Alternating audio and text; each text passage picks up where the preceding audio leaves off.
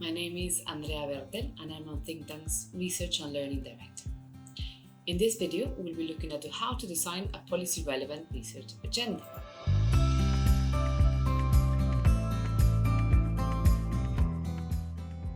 Developing and enacting a research agenda is a key strategic function for a think tank.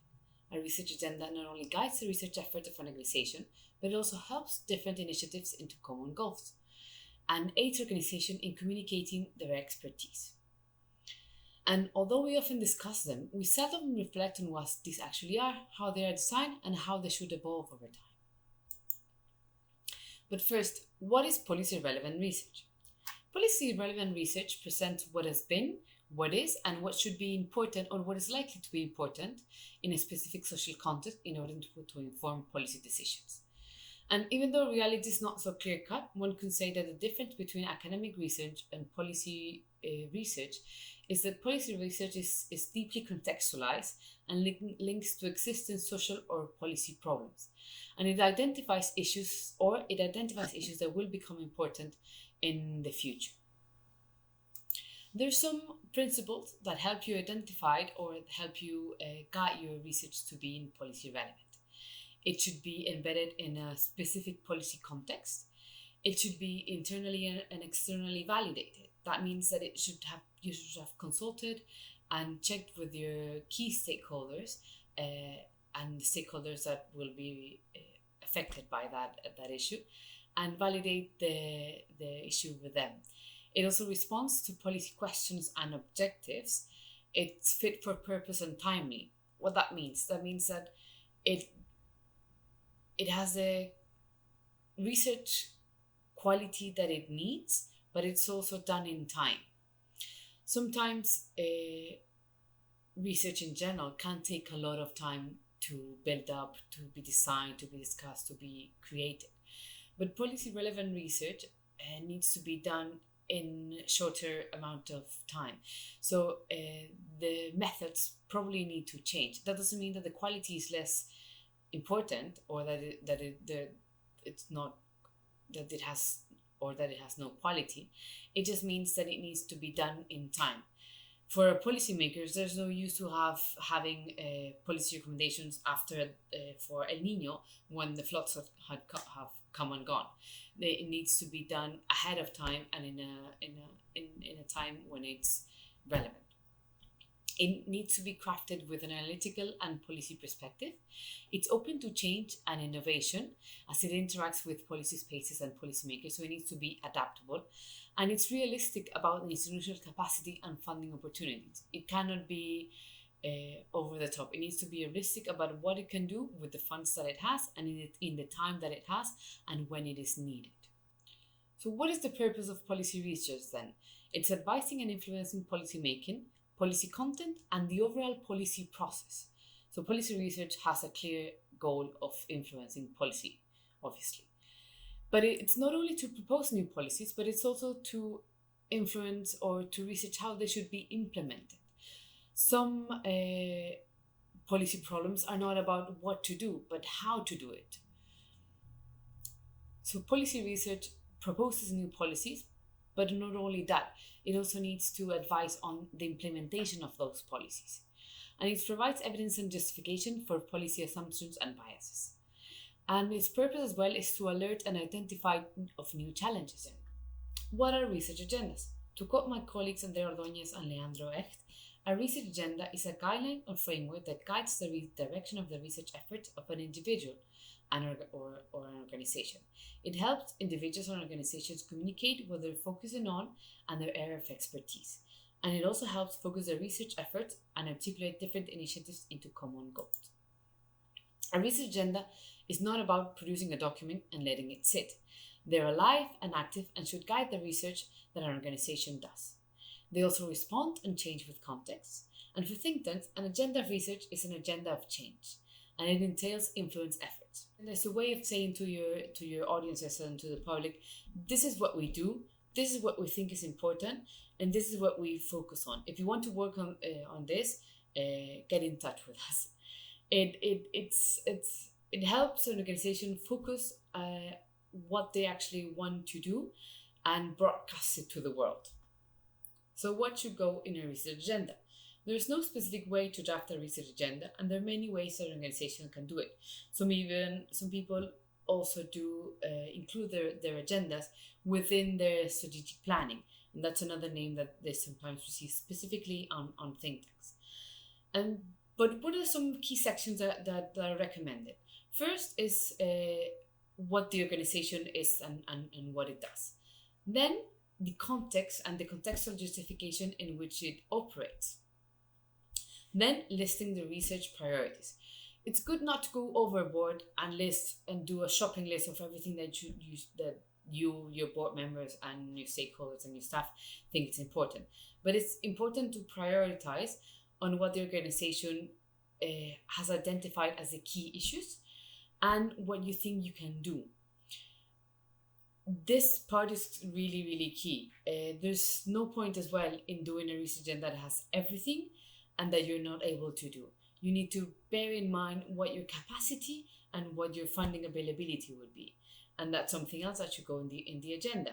Either your partnerships and or the funding sources that you will have. List who you will be collaborating with and who you can work on. This doesn't need to be written on a piece of paper, but these are things that you need to think about when developing your research agenda. Another consideration that you should have when drafting and thinking about your research agenda is the funding environment. What is the availability? What are the donors' agenda? Who else might be interested in these topics? Then think about the staff capacity and the staff availability and their capacities. Will you be working with in-house researchers or will you be hiring out? Think about if you'll be working with other people. That's what should go in your partnership. Are you collaborating with universities, advocacy organizations, social movements, funders, the government? Who is part of your ecosystem and will help you work on this agenda? And on context, it's important to reflect on the aspects that let you explain the situation which you're in. We are woven into context, so sometimes it's difficult to define what is the context that we operate in. So here's some useful tips. Think about the level of economic development. Think about where you currently are. Think about if there are any cycles that exist in where is it are you part of five-year plan in the country? What is the intellectual climate? What is the international policy and research trends? Are there political competitions? Are you in an environment in which there are a lot of think tanks or they're just a little it's a small ecosystem? What is the situation of civil society? Is it a closed space or an open space? Then think about the donors' agenda. What is the availability of funding for research? What is the situation of allies? Are they of other think tanks? They're your competition? Are they your allies? And think very importantly about the availability and data of about the availability and quality of the data available for you. Is government data accurate? Are you able to use it, or will you be able to do?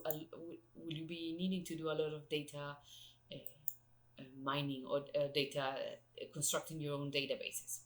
Then on your internal aspects, think about the role of the board. Which would it be involved? Rely on them to work on this, and think also as well about your staff capacities, how you operate. Do you have any research stars, or what are the interests of your own staff? And all of this should be thought of when you do the planning of your research agenda. So here's a suggestion on how to plan your research agenda. This is not written in stone. This is a suggestion of how to do this. It's important to first start with an internal reflection and draft, then work with your engage in your key stakeholders, then incorporate changes and develop a final version, and finally communicate the agenda. I said finally, but that's not the end, because then as you research and undertake the research, engage with communicate it and work on it, you will be beginning to reflect on how relevant this is, if this works, and you begin to adapt the agenda and the cycle will begin again. When you do your internal reflection and draft, keep in mind the mission of the think tank as a reference. why it was founded, and what its objectives are. The mission of the think tank and the research agenda should go hand in hand. The strategic objective of the think tank should go hand in hand with the agenda. They're not separate. They're part of the same reflection and guiding documents. Think about what type of think tank are you? Are you a generalist or are you a specialist? And what are your strong areas?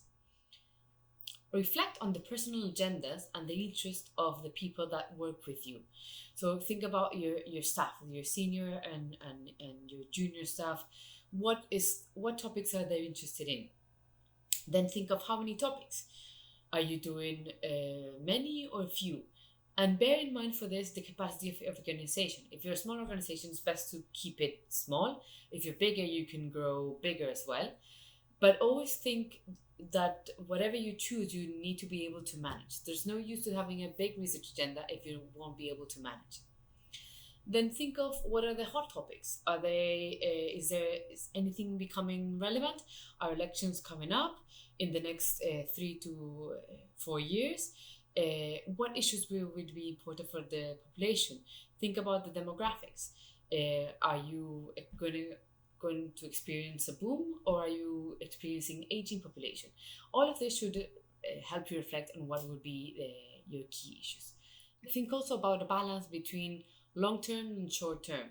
So within these topics that you set out, there needs to be space for long-term projects, but also space to act quickly when a policy window of opportunity arises. So whatever you plan on, bear in mind that you need to be able to act quickly and in a timely manner for policy windows of opportunity.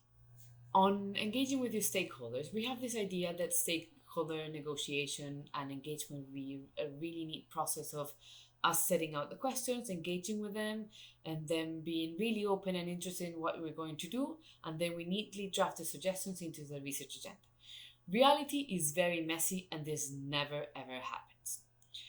In any stakeholder negotiation and in any stakeholder engagement, it's actually a negotiation, and you need to decide beforehand what you want them to do and what you want this engagement to be about. Are they going to inform the research? Are they going the research that you do? Are they going to help you draft the questions? Are they going to completely draw your agenda? You need to have a very clear objectives of what you want the stakeholder engagement to be about. If you don't have a clear idea of what you want out of the stakeholder engagement, the consultation will not work. You need to be very clear about what you want out.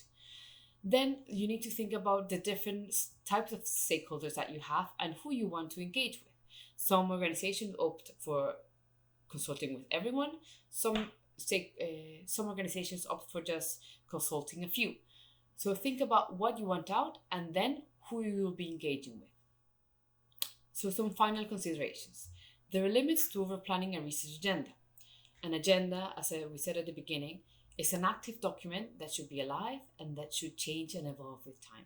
If it's set too strictly and if it doesn't allow for changes, you can have difficulties hiring senior staff, and you can see junior staff leave because it doesn't align with their interests. So bear in mind this and draft an agenda that is able to change with time and evolve as you grow and evolve. And finally, a successful think tank gives its staff space and capacity to shape the research agenda and not only take it as a given. Do set out a space for your staff and your board members to engage in developing the research agenda. It should not just be a high-level management exercise. It should be an organizational-wide exercise in which all are part of. And make sure that you have the spaces to do this. You can do it in an annual retreat, you can do reflection process all around the year, but make sure that the staff and the board members and everyone involved in the organization and that you think is their voice should be heard, that they're part of this process. So to wrap up, a research agenda is a document, it's a tool that guides the research efforts of organization. It sets out what you think is important, what you think is key, and what you think should be the priorities for the years to come. It needs to evolve it needs to adapt, but it needs to be really embedded in context to be able to respond to the policy opportunities and to the challenges of the context in which you operate.